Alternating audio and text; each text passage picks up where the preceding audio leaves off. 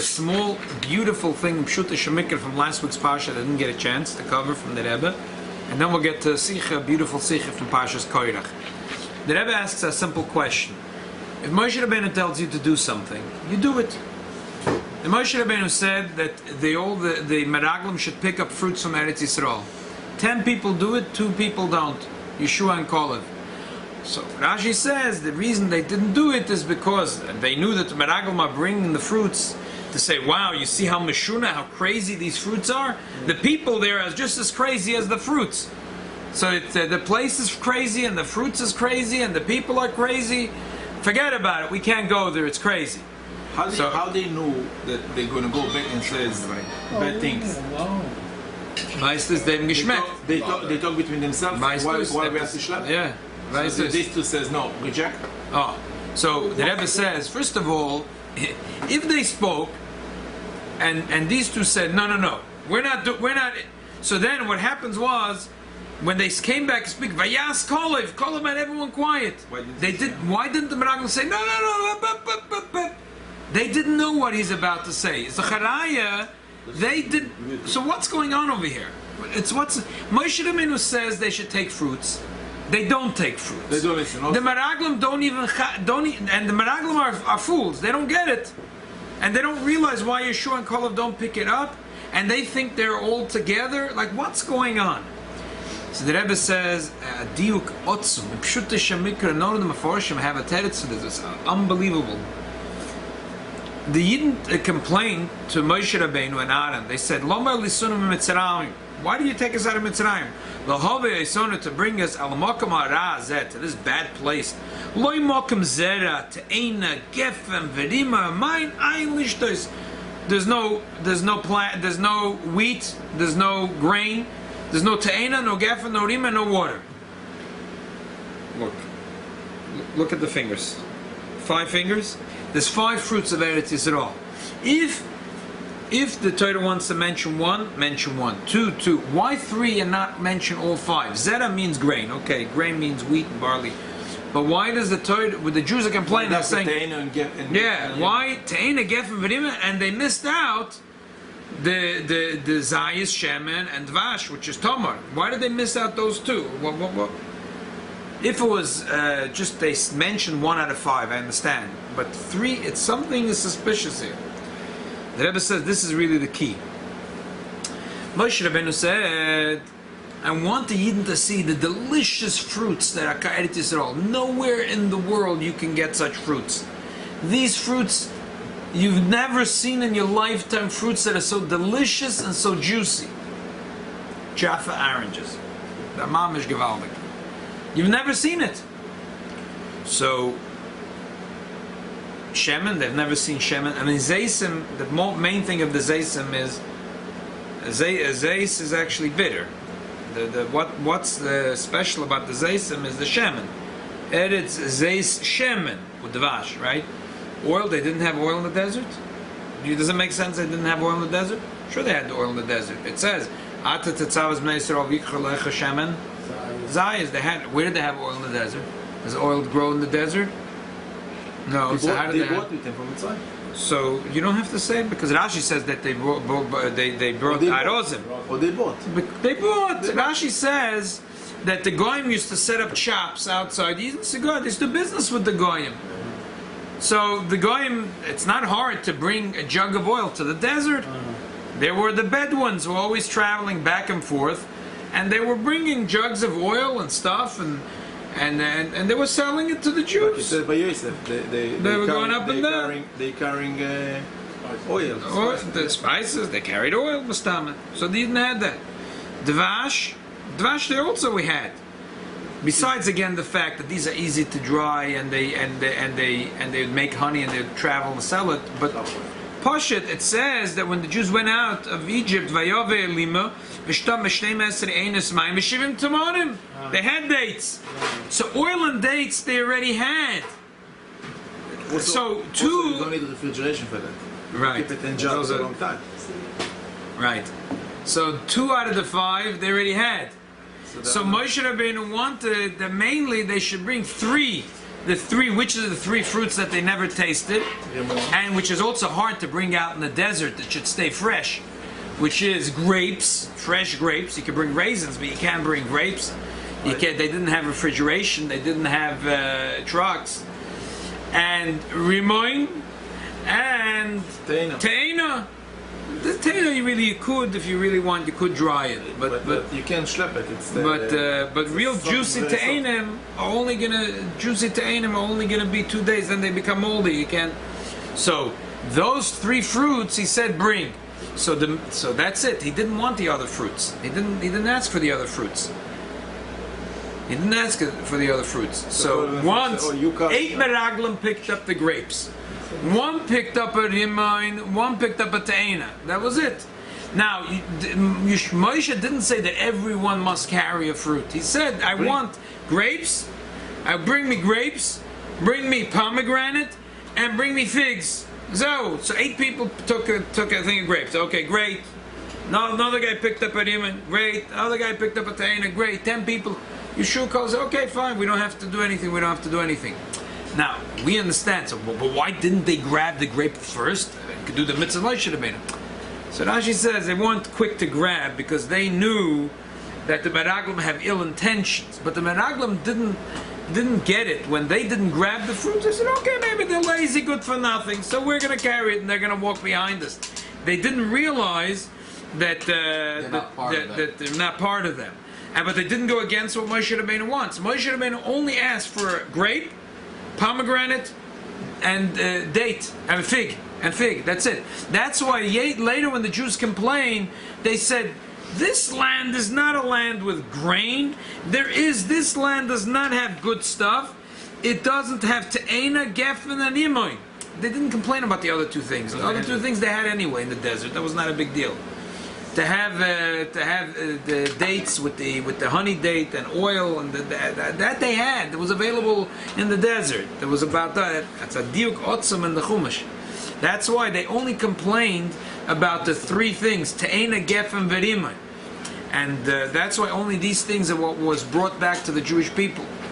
But oil and the honey of the dates, that wasn't, because that was available in the desert anyway. Okay, let's go to Chumash of this week's parsha. The main character is Korach. We've covered him in several sichos over the years, really terrific sichos. But there's a sidekick here, not so side. Duson and aviram. These two characters, they come up time and again. Back in Egypt, they're making trouble. Every now and again, these two, this duo, Duson and aviram, they're out for trouble. They're always, when there's trouble, you see Duson and aviram. With the man, with the fighting, they're always, when there's trouble, you find Duson and aviram. So, interesting Rashi, very, very interesting Rashi. So what happens is the Duson and aviram, they get involved. There's a fight. Korach is against Moshe. Oh, they jump in. They jump in straight away. It's like Al-Shafshin. Yeah, exactly. As Jesse Jackson and Al Sharpton. You always see him when he's a fight. They make money on it. So Korach is here. Oh, they're right here. Korach is there. They're with him. So Moshe Rabbeinu tries to appease them. Moshe Rashi says,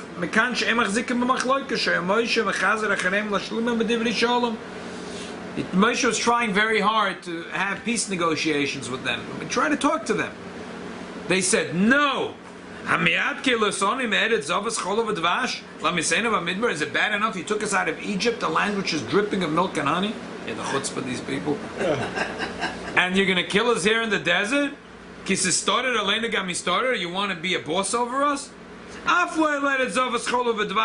You never brought us to a land dripping of milk and honey. You knock our eyes out, we're still not coming to meet you. Chutzpah, right? Okay. And then the story unfolds. But the only question is they were two people talking for the entire nation? No. These two characters are coming in and out. It's like, you know. No, what I'm saying is it sounded like mostly that the Jews really did not say it. If anything, they were shy in the corner, and those two were talking for them. Or they were talking for themselves. We don't know, because like when it came to the Mon, everyone listened to Moshe, and only two fellows tried to make some trouble with this. The Levim were out for sure. But no one was as chutzpahdik as Duson and aviram. This duo was like they were characters. So, but Moshe tried very hard with them. At the end, the Eibush is fed up, and the Eibush says, you know what? Veidaber Shem Moshe Leimer. Daber lo Eida Leimer ha'olam esav l'mishkan Korach Duson aviram. Tell all the people to remove themselves, to walk away from the tents of Korach Duson aviram. Why? You know why? Because as soon as the Jews walked away from the tents, what happened? The earth opened up its mouth. God didn't want that. Somebody else was falling. Right. Only Korach and Duson aviram and their families are going to fall in. Okay. Vayoka Moshe stands up. Vayelach el Duson aviram, and they went to Duson aviram. Vayelchu acharav ziknei Yisrael, and the ziknei Yisrael follow him. Rashi says, Kisavur, Moshe thought sheyutzalei ponim, they will respect him. V'loy also they didn't respect him. It's a little off. Again, Moshe thought they're going to respect him. They're going to get up and respect him. They didn't. Wow. What a surprise. What a surprise. First of all, why is Moshe looking for respect at this point? I mean, why don't you, there's so many Jews, they love you. They love you. You need the admiration of Duson v'aviram. Forget about Duson v'aviram. And do you think Duson v'aviram, the people that actually tried to get your head chopped off by Paroi just a few years ago, they're going to respect you? But what's going on over here? And what's bothering Rashi? That God said, go tell the people, because the people were hanging around Duson v'aviram's tent. And it's interesting, the Rebbe points out, God said, go to the Mishkan Korach Duson v'aviram. It says, Vayelech el Duson v'aviram. Why? Because Korach was living right there. Korach was from the Levim, so it wasn't a distance. When he walked a distance, was really the real walk was to Duson v'aviram, because Korach was right there. So, what's Rashi saying? The Meforshim all say, oh, Rashi's saying there's a Medrash. The Medrash says that Moshe Rabbeinu tried to get them to do tshuva. Moshe Rabbeinu tried to get them to do tshuva. The Rebbe says, first of all, Rashi's not saying that. If Rashi knows how to speak in English, and in French, and in the Hebrew.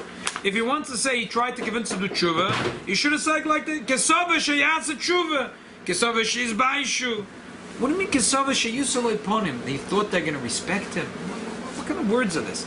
And besides, God tells you, go do this. Go put on film. Film is a very good thing, but I've did something more important than the morning. God said to put on film. You don't do more important. You do what God tells you to do. That's what you do. You don't do more important. God said to Moshe Rabbeinu, go tell all the Jews, hey, olam misav l'mishkan korach duson v'aviram, walk away. So Moshe Rabbeinu says, no. I'm going to try to make Duson v'aviram about tshuva. But that's not what God told you to do. It's inconceivable Moshe would do different what God tells him to do. When the man that got there was calling you, that somebody of such a high stature is calling you, we expect the person to have a haka. But the Meforshim say that Rashi is saying Kesova sheyusalei ponim. He thought he's going to get them to do tshuva. So the Rebbe says, besides, it's not in the words of Rashi. Before that, he said that. Before that, that's what the Rebbe says. Taka, true. He tried to get them to do tshuva earlier, before God told him, right in the beginning of the story when they jumped into the fray. So he sent messengers and he said to Duson v'aviram, please come, I'd like to talk to you. They said, what? You'll knock our eyes out, we're not coming to you. Okay, so that was it. Now, at the end of the story, the Eibush says to Moshe, okay, I'm fed up. The world is going to change now. The earth is going to open, it's going to be Mayday. They're all going to be swallowed. Tell the Jews to walk away from their tents. So Moshe, instead of doing what the Rebbeinu Shalom tells him to do, he decides to take a detour and try to make them balei tshuva. The Rebbe says that doesn't make sense. If God tells you to do something, you do what God tells you. Elamai, so the Rebbe says very poshut. Rashi quotes one word. Two words. Vayoka Moshe. Always the Rebbe's thing is that the key of understanding what Rashi's on about is the words he quotes on the pasuk. What's bothering Rashi? What do you mean Vayoka Moshe? He stood up and he walked. Obviously, when you walk, you first stand up. The Torah doesn't mention that he had a handkerchief and he blew his nose or he sneezed, because it's not important. Every word in the Chumash is important. What does it mean? Vayokom vayelach. Vayelach. What do you mean Vayokom vayelach? What's the Vayokom? What's the Vayokom? We find once in the Chumash it says Sdei Ekram Vayokom Sdei Ephraim, that Sdei Ephraim stood up. A field doesn't stand up. So Rashi says Tekum baloi oisaloi sheyotza miyad hedyet yad melech, that it was an elevation for the field and that was acquired by a king. Rashi says Vayokom vayelach, he stood up and he walked with royalty. Moshe Rabbeinu stood up and he put on his royal begodim. He walked with royalty. Vayelchu acharav zikne Yisrael. All the elders walked behind him. In other words, like this: Moshe Rabbeinu knew that they're about to be killed. God tells you have to do something, you do something. But he tried in his mind to think, what can I do as a last-ditch effort to do something to save Duson aviram? He said, I'm going to walk like a king. All the elders will follow me. Because if he walked like a king, so everyone followed him. Maybe they will, out of awe, they will stand up. The moment they will stand up, they was just publicly, they humiliated Moshe Rabbeinu. Moshe Rabbeinu said, could you please come, I'd like to talk to you. They went out screaming, you're knock our eyes out, we're not going to go. Now, if Moshe Rabbeinu is going to walk with all the elders behind him, they'll walk to the tent, he's not going to, God didn't say to should make him Bali Tshuva. Now, he can't do, God said walk there, tell all the Jews to disperse. But he's going to walk like a melech. If he walks there like a melech, maybe Duson aviram will feel like, wow, the king is walking with all the elders. Maybe they'll get up. Yisuponah, they'll get up for a moment. And they'll show respect to Moshe. That itself might be counted as a hidur tshuva. And therefore their life would be spared. They wouldn't be killed. Because what was their biggest sin? Their biggest sin is that every time they could go against Moshe Rabbeinu publicly, that's what they do. If they could go to Pharaoh and say, look, this guy, he killed an Egyptian. It's time to... But they're always trying to go against Moshe. Now Moshe is going to walk... Exactly. Nothing changed. There's the names. But the actions are the same. So, maybe if they get up for me, that's like a little bit of a tshuva, and their life will be spared. That's a pshat. Vayokom vayelech. He stood up with a stolz, like a king. Vayelchu acharav zikni Yisrael. All the elders of Israel went way behind them. So today, the President of the United States arrived in Singapore. Why? He's a shrewd businessman. Doesn't he understand that this guy, this Kim Jong-un, is he built up an arsenal of weapons because he wants to use them. Why do you think he's going to give it up? Why do you think he would want to give it up? But Efshe. So he tried an approach. And the previous administrations thought that they'll do low-level talks. Maybe they got nowhere. But Ford, this guy he wants to be a legitimate leader in the world stage. As soon as he shakes his hand, he already lost half the cards, because that's what the guy wants. All he wants is a photo op with the President of the United States. After that, he goes home. He got what he wanted. America might have gotten 0. He gets 100. He scores 100 the minute he gets that photo with the shaking the hand of the United States of America president. That's what he wants. He got it. And America might get 0. But there was a calculation that the President of the United States made. Hopefully it'll be a good calculation. He says he'll figure out in 30 seconds. He'll figure out in 30 seconds. Like George W. Bush figured out. He looked Putin in the eye and he saw he was a good man. If you remember that? Reagan, but none too. No, but Baruch Hashem, Hashem gives him a lot of atzlachah for us, and mitzvah Hashem. Who knows? But that was the calculation. We're praying for him. Huh? He's good to the Jews. We're That's praying the for him to be successful in this meeting. So that's what. Huh? His daughter's Jewish. Exactly. Plus we got hostages. I mean, he got some out of it. So you know what? That was the gamble that Moshe Rabbeinu took. And Moshe Rabbeinu said, I'm going to walk there with all the Ziknei Yisrael. Maybe Yisrael Ponim, maybe they'll stand up for me. Their sin was that they're always trying to undermine the leadership of Moshe Rabbeinu. So maybe when they'll get up, out of respect for Moshe Rabbeinu, and that will be a form of tshuva, and their life will be spared. But it didn't work. V'lo also, it didn't work. They didn't, because that was it. Because Duson v'aviram is Duson v'aviram. But Moshe Rabbeinu tried with all his might to figure out something he could do to perhaps save the life of Duson v'aviram. The Rebbe says we have on the floor, a peladika hira from here. Whose life is he trying to save?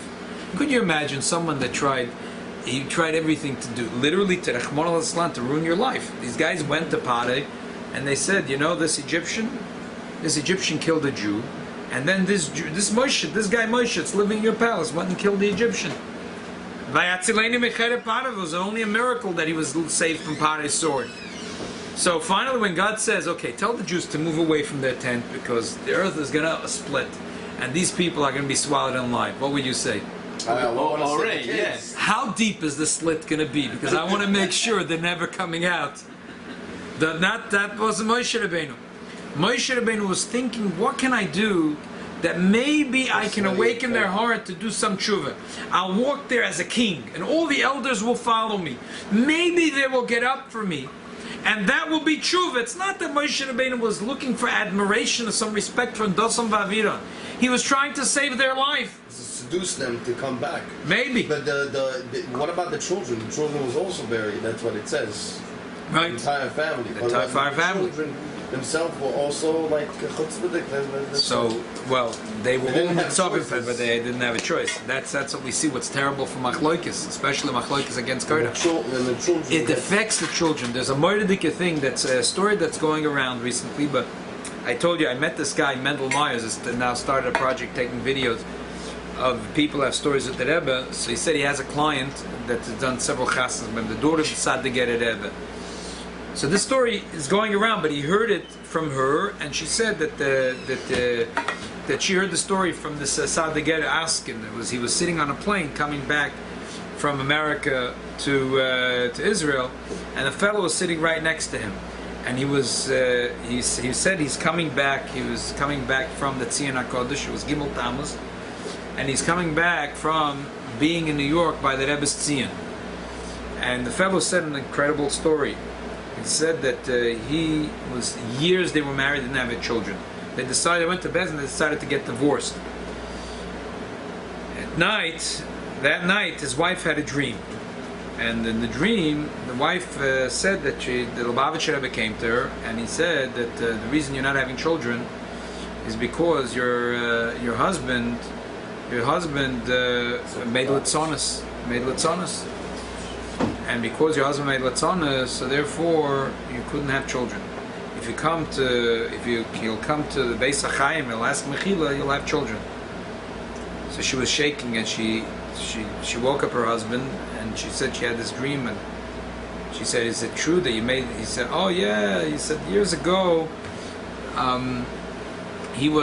they made him a Purim Rebbe. He was in the yeshiva, in a certain yeshiva in Bnei Brak." And he was a good letz, and they appointed him the Purim Rebbe, and he had a show. He impersonated the Lubavitcher Rebbe, and everyone had a good laugh. They had a good time. So the wife said, "Listen, this is a dream I had. So apparently it's true. Why don't you go to New York, buy a ticket, and go fly to New York and ask Mechila." So the fellow decided that the years went by and he really felt bad. He realized that this might be the issue. He went to New York and he went to the Tzion HaKodesh, he went to the oil, and he asked Mechila. Came back, they decided they're not going to get divorced, they'll delay the divorce. She immediately became pregnant, they had a baby. And he said since then, every gimel Tammuz, he flies to New York, and he goes to thank the Lubavitcher Rebbe for this this bracha that he has a child now. So we see the inyan of this year Ashgach Yoina is that Gimel Tammuz is on Shabbos parshas Korach. When the Rebbe said this sicha, the Rebbe said that Gimel Tammuz is a sichos to my father-in-law, and we see that my father-in-law, it didn't matter what kind of Jew, he tried to be mekadev every single Jew. He tried to be mekadev every single Jew. It didn't matter what kind of Jew it was. There is this fellow who wrote a diary. He was an assistant to this guy who was the head of the German intelligence, Mr. Kanaric. He was the head of the German intelligence, and the head of the German intelligence, because of his favor to the United States of America, agreed that he's going to pluck the Frierdiker Rebbe and his family out of the Warsaw Ghetto, bring them to Berlin. Canaris. Bring him to Berlin. With his own car. Yeah, and from Berlin he'll send them to one of the Scandinavian countries. From there he'll send them to the United States of America. It was a very complicated operation. A Rebbe with a beard is coming now to Berlin. With the German officer. So, and this guy writes in his diaries that the Frierdiker Rebbe is trying to be. The Frierdiker Rebbe asked him, "Are you Jewish?" He said, "No, he's only half Jewish." Say, which half? His mother is Jewish, but really he's Aryan. Why is he Aryan? Because there was a special thing from Hitler, Yamach Shemai V'Zechroi, that he reserved the right that even for some individuals, even if they had one parent that were Jewish, only he b'chvoidei b'tumasoi u'b'yatzmoi Yamach Shemai V'Zechroi, only that rat could sign on a document to say that this person, regardless that one of the parents were Jewish, but if Hitler Yamach Shemai V'Zichroi signed that he was that he wasn't Jewish, that really he was Aryan, Kach Hava V'Kach Yokem B'Yiyah. And Taka, there were Rachmana Litzlan. There's a book published a couple of years ago, Hitler's Jewish Soldiers. So apparently there was about 200 individuals like this. Rachmana Litzlan, Jews. I mean, they were begging for this. So this is Jews that were working on the German side. They felt so strongly as German. There were unfortunate German Jews that felt split. Some of them committed suicide even. But they didn't have any problem. These people were Rachmana Litzlan on Hitler's side. They were proud of it. Yeah. And even a Jew did the Frierdiker Rebbe, this guy is in his diaries is saying that the Frierdiker Rebbe was trying to explain to him that really he's Jewish. The Frierdiker Rebbe was trying to explain to him that really he's Jewish, and this was under unusual circumstances because they were driving now into Berlin. And every time they were stopped by another group of German soldiers, it was another question: what's this rabbi and the family coming? Where are you going? Where are you taking him? The Frierdiker Rebbe tried to be mekadev him. So the Rebbe says that it's Ashgacha Protes, that Gimel Tammuz, which is the Schalta the Gula, the Frierdiker Rebbe, comes out of Shabbos Korach, because this is the Shabbos where we read how Moshe Rabbeinu tries so hard for Duson aviram, to save Duson aviram. So that's what the Rebbe, this sicha was published in Tov Shemem Hey, when the Kviyos was exactly like this Kviyos. As they say, Anan man nene basrei. What could we say that when we read the sicha, we see that this exactly fits the Rebbe. That this year Ashgach Yoina, that Gimel Tammuz, where it's going to be Shabbos parshas Korach, when we read how Moshe Rabbeinu tried whatever he could in Duson v'aviram, the people that want to kill him, and he's trying to save their life. And there's no question that more than anything that this, if we're thinking about the Rebbe, this is mamish fits the Rebbe in the strongest way. As Moshe Rabbeinu Just like there's Moshe Rabbeinu in one generation, and every single generation there's tzaddikim eina eida, which is like Moshe Rabbeinu. But by the Rebbe Yisod Muchash, we spoke about this morning. That everyone spoke about the group of people that were, to say against him is an understatement. There was a time that they had a dog in the back of the Rebbe's house, if you remember. They had a dog. Why would they have a dog? You think they'd ever like to have a dog?